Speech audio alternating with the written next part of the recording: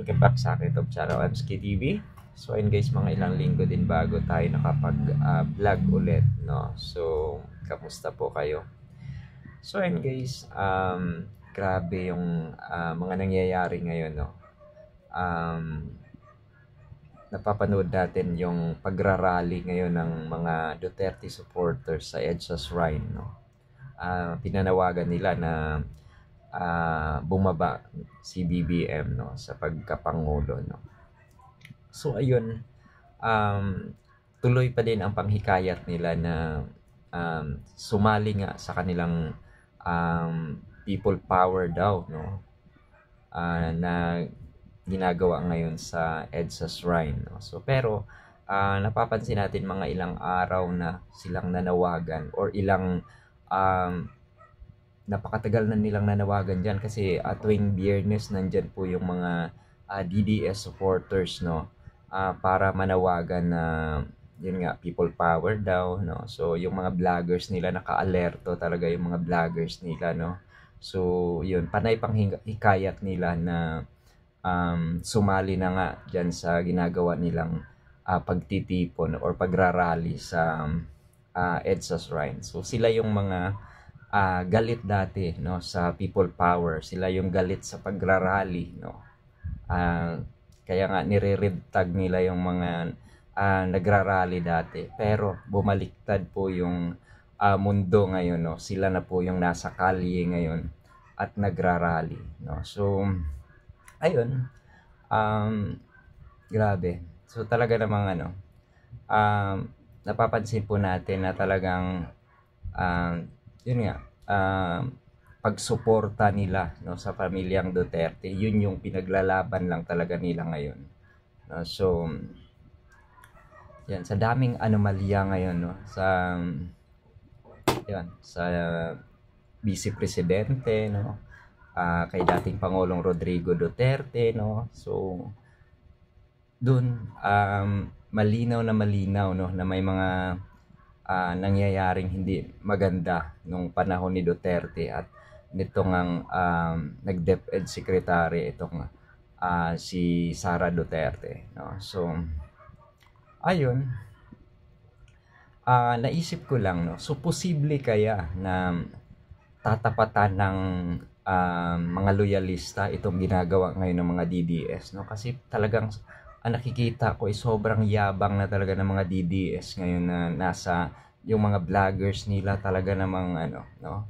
So pati nga mga mainstream media, no, so pinapaalis nila doon sa pinagraralihan nila, no. So wala naman silang karapatan magpaalis doon, no, kasi para sa lahat yung EDSA Shrine, no. So hindi lang para sa kanila. So yun, no, kasi nga daw hindi sinasabi yung katotohanan. Sino bang hindi nagsasabi ng katotohanan, no? So ayun, so posible kaya na magkaroon ng malawakang pagtitipon ang kabilang kampo or ang mga loyalista, no, para, 'di ba, para ipanawagan din, no. So tatapatan na lang yung mga DDS diyan sa pero hindi naman diyan mismo sa lugar na yan, no, sa EDSA Shrine. So pwedeng ganapin sa isang lugar. So posible kaya na may mag-organize ng isang napakalaking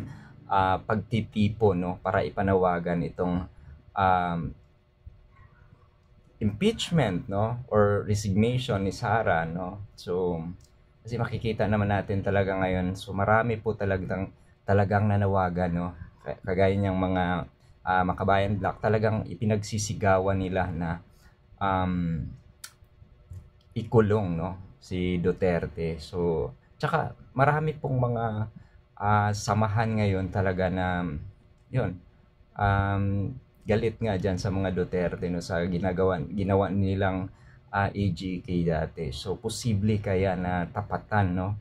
So makikita natin yung saan ba talaga yung people power, no, yung puwersa ng tao na saan ba talaga. So kasi sila nakailang panawagan na, no. So buwan na binilang nila, no, na lagi silang nandyan sa EDSA Shrine tuwing Biyernes, pero nilalangaw po yung pagtitipo nila, no, kahit 'di ba? So makikita rin natin ngayon na yung mga nagpunta diyan sa EDSA Shrine, so binabayaran, no? So 500, may nagreklamo kasi nga 200 lang daw yung binigay pala, no? So 'di ba? So ibig sabihin naghahakot sila, no? So 'yun.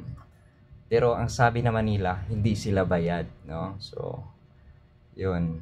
'Yun yung ano. So posible nga kaya no na magkaroon ng isang malawakang pagtitipon din ang kabilang kampo, no? Kagaya ng loyalista, no? So hindi sa pagtitipon na 'yon, hindi lang loyalista ang nandoon, no? Pati yung talagang nananawagan ngayon, no, na yun nga panagutin si Duterte doon sa mga sa nagawa niya, no, nung kanyang administrasyon, yung extrajudicial killings, no. So na napakarami pong namatay, no. So posible kaya na mangyari yung ganun. At saka ito nga, no, yung impeachment ni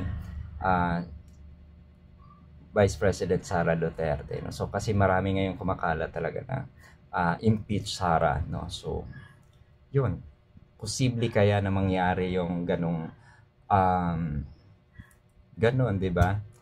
So sigurado hindi lang loyalista ang nandun, no, pati mga iba't ibang grupo na talagang ipinagsisigawan na ikulong at managot itong si Duterte, no, at ma-impeach itong si Vice President Sara Duterte. So posible nga kaya yung ganun, may mag-oorganisa kaya, no. So alam ko hindi lang loyalista or yung ibang grupo kagaya ng Makabayan Black ang nandoon. So posible yung ibang ayaw din sa mga Duterte, no, kagaya sa mga kakampings, no.